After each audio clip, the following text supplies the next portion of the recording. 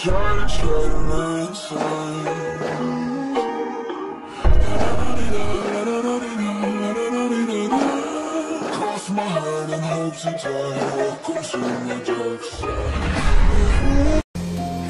রাস্তায় ফুল স্পিডে গাড়ি চালাচ্ছে তে, চোখ তার রাগে লাল হয়ে আছে। পরনে কালকের পার্টি ড্রেসটাই, কাউকে পরোয়া না করে মেয়েটা যত দ্রুত পারে গাড়ি চালিয়ে যাচ্ছে। আজকে যে অনেক কিছুর হিসাব মেলাবে সে। সকালবেলা ঘুম থেকে উঠতেই নিজেকে দেখতে পেল একটি ফাঁকা রুমের মধ্যে। জাংকুকও সেখানে ছিল না। হোটেলের একটা ছেলে এসে ডেকে দিয়েছে দেখে ঘুম থেকে উঠে ফোন চেক করতেই প্রথমে নজর পড়লো নোটিফিকেশনের উপরে।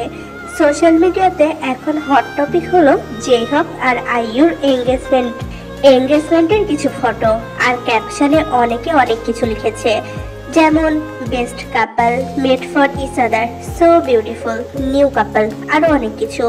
আর সব ফটোর নিচে কমেন্টে পর্যন্ত প্রশংসা চলছে দুজনার। সবকিছু দেখে তের মাথা গরম হয়ে গেছে। তাই জন্য বেশি কিছু না ভেবে বেড থেকে নেমে এক প্রকার ছুটে বার হয়েছে রুম থেকে। ডেস্টিনেশন হলো জেহবের বাড়ি।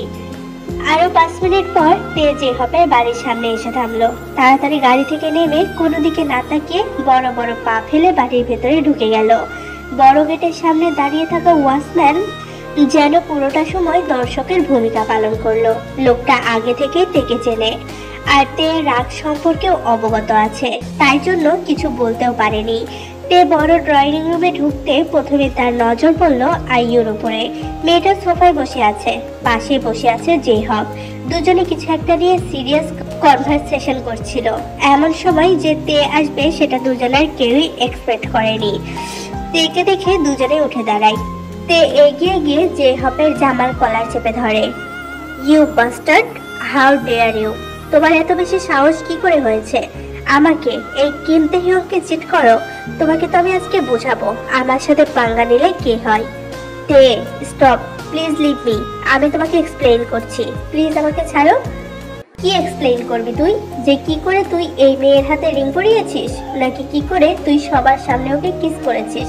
বল, কি এক্সপ্লেইন করবি? তুমি আমাকে ভুল বুঝছো, তখন ব্যাপারটা অন্যরকম ছিল, আমি বাধ্য ছিলাম।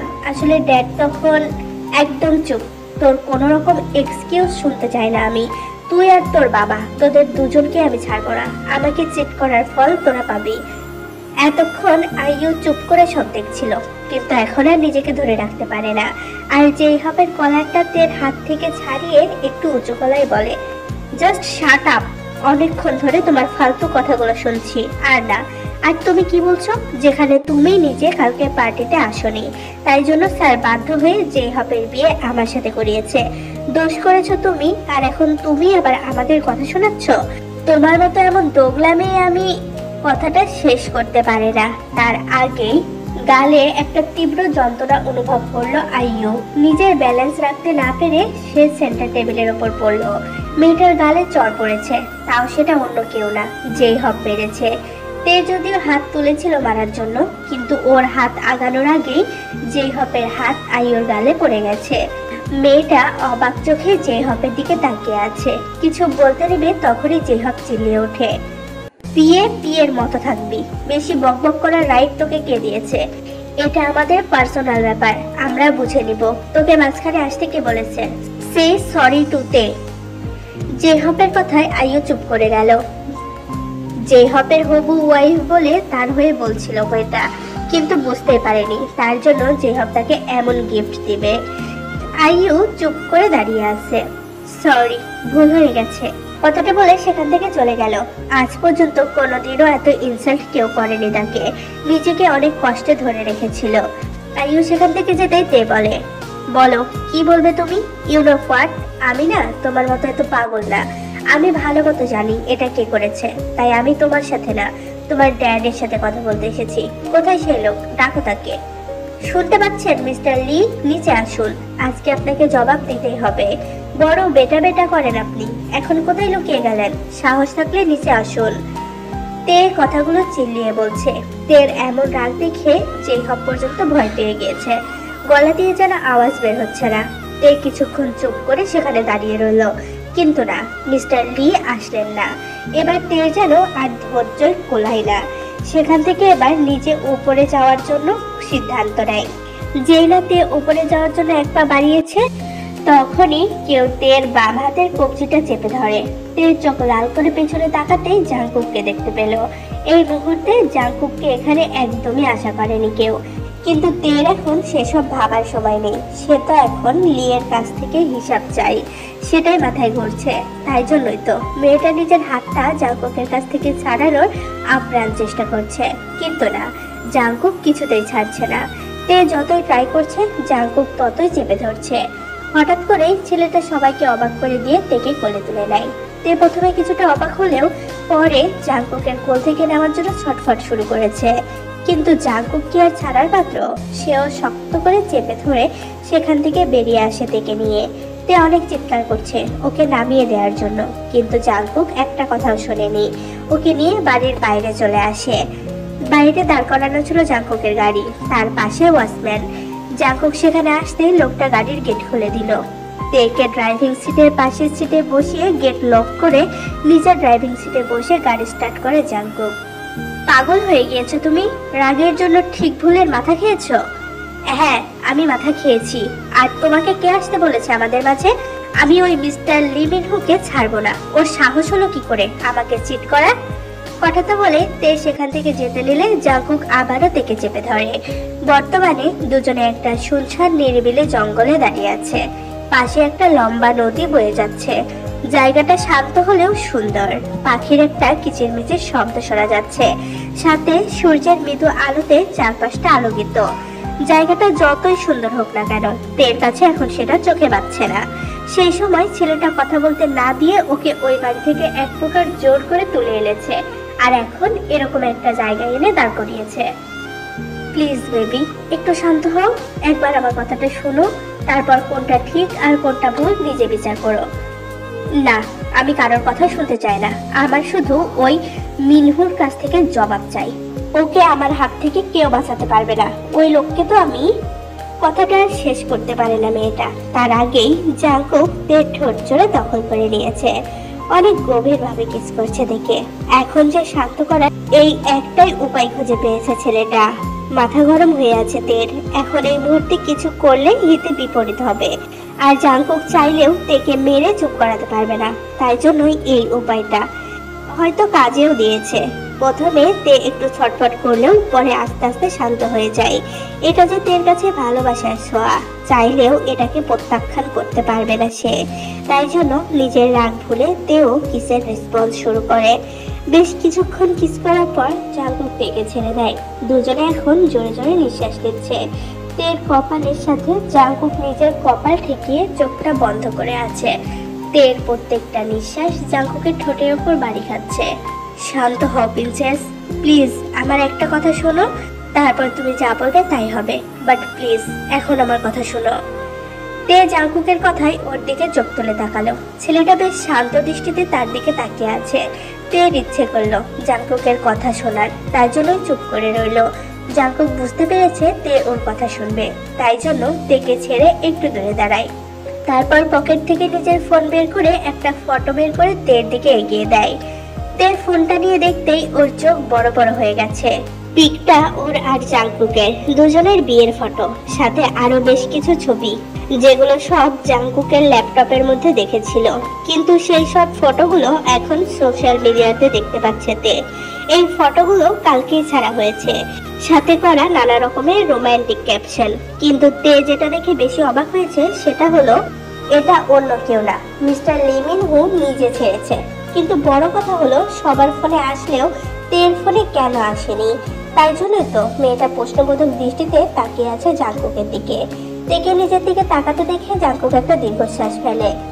তোমাকে হাইড করে দেওয়া হয়েছে, তাই জন্য তুমি জানতে পারোনি।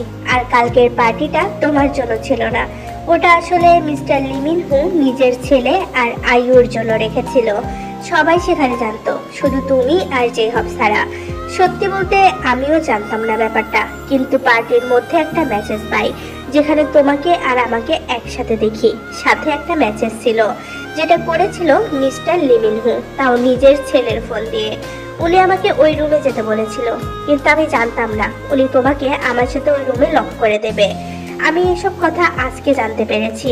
আসলে মিস্টার লিমিনহো নিজের ছেলের বিয়ে কোনো ম্যারিড মেয়ের সাথে করাতে চান না। আর শুধু মিস্টার লিমিনহোই কেন, কোনো বাবাই নিজের ছেলের বিয়ে অলরেডি ম্যারিড মেয়ের সাথে দেবে না। তার উপর যদি মেয়ের ডিভোর্স না হয় তাহলে তো আর কথাই নেই। তাই জন্যই মিস্টার লি এমন করেছে। হ্যাঁ, উনি হয়তো তোমাকে না বলে ভুল করেছে, কিন্তু উনি তোমার, আমার আর যেই হোক কারোর লাইফে নষ্ট করতে চায়নি। তে চুপ করে জাংকুকের কথা শুনছে। তারপর কিছু না বলে সেখান থেকে চলে যেতে নিলে জাংকুক আবারও তের হাতটা চেপে ধরে। আমার কথা এখনো শেষ হয়নি রে। জাংকুকের কথা শুনে তে দাঁড়িয়ে যায়। ছেলেটার দিকে ঘুরে তাকাতেই তার চোখে জল দেখতে পেল। জাংকুক বেশ শক্ত করে তের হাতটা চেপে ধরেছে। আমাকে কি একটা সুযোগ দেওয়া যায় না তে? মানছি আমি ভুল করেছি, কিন্তু তুমি বলো তখন আমি কি করতাম? তুমি আমাকে জোর করে বিয়ে করেছিলে, তার জন্য তোমার উপর আমার রাগ ছিল। তুমি জানো আমি কেন লিসাকে বিয়ে করতে চাইছিলাম? কারণ 3 বছর আগে একটা পাবে আমি অনেক বেশি নেশায় ছিলাম। তখন নাকি আমি লিসার সাথে ফিজিক্যাল হয়েছিলাম, তাই বাধ্য হয়ে আমাকে ওর সাথে বিয়ে করতে হচ্ছিল। কিন্তু আমি পরে জানতে পারি ওটা লিসা না, তুমি ছিলে। কিন্তু ততক্ষণে অনেক বেশি লেট হয়ে গেছে। আমি তোমার বাড়িতে গিয়েছিলাম শুধু তোমার অতীত জানতে, তোমার উপর করুণা করতে না। আমি শুধু জানতে চেয়েছিলাম তোমার লাইফে এমন কি হয়েছিল যার জন্য তোমাকে এমন একটি সিদ্ধান্ত নিতে হলো। কিন্তু তুমি সেই আমাকে ভুল বুঝলে। আচ্ছা, সবাই বলে মানুষ একটা ভুল করলে তাকে নাকি ক্ষমা করে দিতে হয়। আমিও তো একটাই ভুল করেছি। প্লিজ আমাকে ক্ষমা করে দাও। আমি আর পারছি না তোমাকে ছাড়া থাকতে। তোমার চলে যাওয়ার পর বুঝতে পেরেছি তুমি ঠিক কতটা ইম্পর্টেন্ট আমার জন্য। প্লিজ আমাকে আর কষ্ট দিও না, আমার সাথে ফিরে চলো। আমি তোমাকে প্রমিস করছি আর কোনোদিনও একটাও ভুল করবো না। প্লিজ আমাকে এবারের মতো ক্ষমা করে দাও। কথাগুলো বলতে বলতে কান্না করে দেয় জাংকুক। আজকে যেন নিজেকে একদম মেলে ধরেছে তের কাছে। আজকে তে জাংকুকের চোখে দেখছে ভালোবাসা, নিজের জন্য অফুরন্ত সীমাহীন ভালোবাসা। ছেলেটা সত্যি নিজের ভুল বুঝতে পেরেছে, দেখে তো সেটাই মনে হচ্ছে। না হলে কোনো ছেলে এমন কেন কান্না করবে? তে অপলক দৃষ্টিতে তাকিয়ে আছে জাংকুকের দিকে। জাংকুকও একইভাবে তাকিয়ে আছে। হঠাৎ করেই জাংকুককে অবাক করে তে জড়িয়ে ধরে তাকে। জাংকুক যেন বিশ্বাস করতে পারল না মেয়েটা সত্যি তাকে জড়িয়ে ধরেছে। জাংকুকের মুখে একটা চওড়া হাসি। জাংকুকও শক্ত করে জড়িয়ে ধরে তার প্রিয়সীকে। এতটাই জোরে চেপে ধরেছে যেন ছাড়লেই কোথাও হারিয়ে যাবে। আই এম সরি জাংকুক, আমাকে ক্ষমা করে দাও। আমি শুধু নিজের দিকটাই দেখেছি, একবারও তোমাকে বোঝার চেষ্টা করিনি। প্লিজ পারলে আমাকে ক্ষমা করে দিও। নাতে তোমার কোনো দোষ ছিল না, ওটা আমি ছিলাম। আমি যদি তোমাকে একটু বুঝতাম তাহলে এমন কিচ্ছু হতো না। তুমি পারলে আমাকে ক্ষমা করে দাও princess. I am so sorry. I love you Jungkook, I love you so much. I love you too my princess. দুজনে একে অপরকে জড়িয়ে ধরে আছে, কেউ কাউকে ছাড়তে নারাজ। আজকের এই সুন্দর মুহূর্তটা যেন এখানেই থেমে যাক। দুজনের মনে মনে একটাই যাওয়া, আজকে 3 বছর পর দুজনে আবারও এক হয়েছে, তবুও সজ্ঞানে। এতদিনে রাগের অবসান হয়েছে দের। ওই লাভবার্ডস, এবার তো একে অপরকে ছাড়ো। এত জড়িয়ে ধরলে তো দম বন্ধ হয়ে শেষমেশ দুনিয়া থেকে বিদায় নিতে হবে। হঠাৎ এমন অপ্রত্যাশিত গলার আওয়াজ শুনে দুজনেই চমকে ওঠে। তাড়াতাড়ি একে অপরকে ছেড়ে দূরে দাঁড়ায়। দুজনের সামনে তাকাতে দেখতে পেল মিস্টার নামজুন, জিন, জেনি আর ইয়নহু হেঁটে হেঁটে ওদের কাছে আসছে। এই সময় তে বা জাংকুক কেউই এটা আশা করেনি। দুজনে বেশ অবাক হয়েছে, সাথে কিছুটা লজ্জাও পেয়েছে। ইয়নহু ওদের কাছে এসে একটু দুঃখ প্রকাশ করে। ইয়া আল্লাহ, আমাকে কেন সিঙ্গেল রেখেছো তুমি? সবাই এখন বিয়ে করছে, নিজেদের মতোকার রাগ অভিমান সব ঠিক করছে। আর কোথায় আমি? একটাও জিএফ পর্যন্ত করতে পারলাম না। ও মাই আল্লাহ, প্লিজ একটা মেয়ে পাঠিয়ে দাও। আমার আবার অত ডিমান্ড নেই, শুধু মেয়ে হলেই হবে, বাট একটা জিএফ তো আমি ডিজার্ভ করি বলো। ইয়নহুর কথায় সবাই হেসে ফেলে। মিস জেনি তের কাছে এসে মেয়ের মাথায় হাত বুলিয়ে আদর করে। আমি আজকে খুব খুশি। আসলেই তো আমার ইচ্ছে ছিল আমার মেয়ের বিয়ে আমার সব থেকে কাছের ফ্রেন্ডের ছেলের সাথে হোক। ভেবেছিলাম সে আশা কোনোদিনও পূরণ হবে না, কিন্তু আল্লাহ আমার দিকে মুখ তুলে তাকিয়েছে। আমি আজকে সত্যিই খুব খুশি। মায়ের কথায় তে কিছুটা লজ্জা পায়, কিন্তু বেচারা জাঙ্কুক কিছুই বুঝতে পারলো না। তাই জন্য একটু কনফিউজ হয়ে মিসেস জিনের দিকে তাকায়। তিনি ছেলের মুখের ভাষা বুঝতে পেরে হালকা হাসে। আসলে আমি আর জেনি ছোট থেকে বেস্ট ফ্রেন্ড। কলেজে থাকতে আমরা দুজনে ঠিক করেছিলাম ফিউচারে আমাদের বেবি হলে আমরা তাদের বিয়ে দেব। তাই জন্যই আমি তের ব্যাপারে অলরেডি জানতাম। আসলে জেনে যাওয়ার আগে আমাকে বলে গিয়েছিল তের খেয়াল রাখতে। তাই জন্য আমি তেকে নিজের বাড়ির বউ করতে চেয়েছিলাম, যাতে করে মেয়েটা একটা হ্যাপি ফ্যামিলি পায়। কিন্তু এই গাধা আর তার বাপ আমার সব প্ল্যান খারাপ করে দিল। তাই জন্যই তুমি তেকে আমার থেকে বেশি প্রায়োরিটি দিতে। মম, তুমি আমাকে এই কথাটা আগে কেন বলনি? বলার সময় পেলে তো, তার আগে এত কিছু হয়ে গেল যে আমি কিচ্ছু বলতেও পারলাম না। জাঙ্কুকের কথা ছাড়ো, তুমি তো আমাকেও কিছু বলনি এ ব্যাপারে। আমাকে বললে কি আমি কিছু বলতাম? মিসেস জিন এবার একটা দীর্ঘশ্বাস ছেড়ে বলে, তোমাকে আমি বলেছিলাম কিন্তু তুমি ভুলে গিয়েছো। এতে আমি কি করতে পারি? কিন্তু এখন আমি খুব খুশি, ফাইনালি সবকিছু ঠিক হয়ে গেছে। তারপর জিন তের দিকে তাকিয়ে বলে, তে, তোমার দাদুকেও সাথে করে নিয়ে এসেছি। উনি খুব করে তোমাকে দেখতে চাইছিল। বাকি তোমার বাবা আসতে রাজি হয়নি, উনি নিজের বোনকে ছেড়ে আসতে চান না। কোনো দরকার নেই, এমনিতেও এমন মানুষদের আমি বরাবরই অ্যাভয়েড করে চলি। ওই লোকটা আমার কাছে মোটেও ইম্পর্টেন্ট না। যারা আমার কাছে ইম্পর্টেন্ট সবাই এখানে আছে, আমার আর কারোর দরকার পড়বে না। চলো এবার এখান থেকে যাই। কোথায় যাওয়া হবে? জাঙ্কুকের কথায় তে একটা মুচকি হাসে। লন্ডন। আমরা সবাই লন্ডনে শিফট করছি। ওখানে আমার একটা বাংলো আছে, সেখানে থাকবো আমরা। আমি সবকিছু ঠিক করে নিয়েছি। তার মানে তুমি? হ্যাঁ, আমি জানতাম এমন কিছু হবে, তাই জন্য আগে থেকে আমি সবকিছু ঠিক করে রেখেছি। কিন্তু আমি ভেবেছিলাম ওখানে আমি থাকবো না, আমি এখানে যে হককে বিয়ে করে ওর সাথে থেকে যাব। কিন্তু জাঙ্কুক আমার অভিমান গলিয়ে জল করে দিয়েছে, তাই এখন আমিও যাব আমার হাবির সাথে। তে ইয়নহুকে নিজের কাছে ডাকলো। সবাই কিছুটা এগিয়ে যেতেই তে ইয়নহুর কানে কানে কিছু একটা বলে, সাথে করে ফোনে কাউকে ফোন করে। অতঃপর একটা শয়তানি হাসি ফুটে ওঠে তের মুখে। আমি সব হিসাবের দাম একদম সুদে আসলে তুলে নিই। তোমাকে আমার হাত থেকে কেউ বাঁচাতে পারবে না মিস্টার লি মিনহু। শুধু দেখতে থাকো আমি কি করি। পরের দিন সকালবেলা ডাইনিং টেবিলে বসে নিজের ব্রেকফাস্ট করছিল মিস্টার লি মিনহু। হাতে ওনার নিউজ পেপার। টেবিলের উপর রাখা ব্ল্যাক কফির একটা সিপ নিয়ে তিনি পেপারের পেজ পাল্টাতেই মুখের মধ্যে থাকা কফিটুকু বাইরে বের হয়ে এলো। বড় বড় চোখ করে তাকিয়ে আছে সেই নিউজ পেপারের দিকে। উনার যেন কিছুতেই বিশ্বাস হচ্ছে না এটা আদৌ সত্য। তাই জন্যই তো তিনি চেয়ার ছেড়ে উঠে সোজা ড্রয়িং রুমের দিকে এক প্রকার ছুটে গেল। টেবিলের উপর রাখা রিমোটটা তুলে টিভি অন করতেই চোখ ছাড়া পড়া। নিউজ চ্যানেলে এখনো হট টপিক হলো মিস্টার লি মিনহুর বৌমা মিস আইইউ। মেয়েটাকে ধরা হয়েছে একটা ইনলিগ্যাল ওয়ে থেকে। মেয়েটা নাকি 2 মান্থ প্রেগনেন্টও আছে। কিছুদিন আগে যার এঙ্গেজমেন্ট হলো বিশিষ্ট বিজনেসম্যান লি মিনহুর একমাত্র ছেলে জেহপের সাথে, সেই মেয়েটা আজকে অন্য একটা ছেলের সাথে আপত্তিজনক অবস্থাতে ধরা পড়েছে। লি মিনহু মাথায় হাত দিয়ে নিউজটা দেখছে। এখন উনি বেশ হাড়ে হাড়ে টের পাচ্ছে কি ভুলটাই না করেছে। ছেলেটা ওনার এখন দেশে নেই, থাকলে হয়তো এখন ওনাকে কথা শুনিয়ে ছাড়তো। এখন কি করে তিনি মেকআপ দিবে ভাবছে। ঠিক সেই সময় ওনার ফোনটা বেজে ওঠে। ফোনটা রিসিভ করে কানের কাছে ধরতেই ওপাশ থেকে একটা উত্তেজিত কণ্ঠস্বর শোনা যায়। স্যার, অনেক বড় প্রবলেম হয়ে গেছে। তে ম্যাম নিজের শেয়ার তুলে নিয়েছে আর পার্টনারশিপও ভেঙে দিয়েছে। উনি যে 60% শেয়ার ছিল তার উপর আমাদের নিউ প্রজেক্টটাও তিনি নিজের করে নিয়েছে। কোম্পানির সবাই রিজাইন করছে স্যার। এবার কি করব আমরা? স্যার, আপনি কি শুনতে পাচ্ছেন?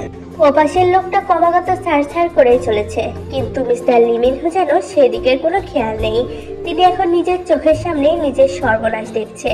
ভালো মতোই বুঝতে পারছে এই সব কিছু তের কারসাজি।